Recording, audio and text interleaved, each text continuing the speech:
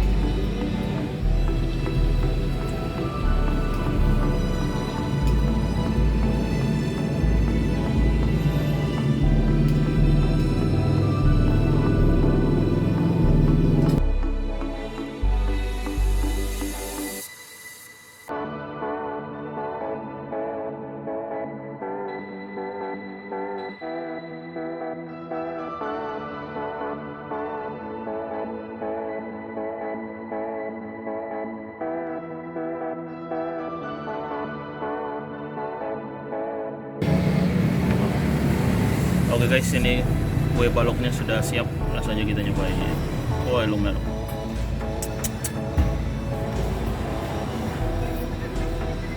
Lumernya sampai dalam-dalam.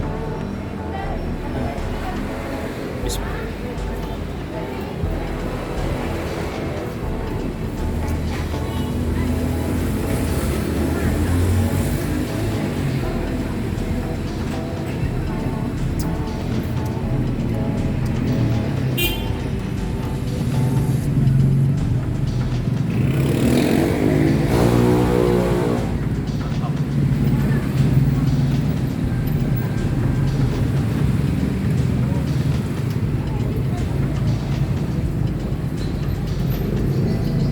Ini harganya 30.000 isi semuanya.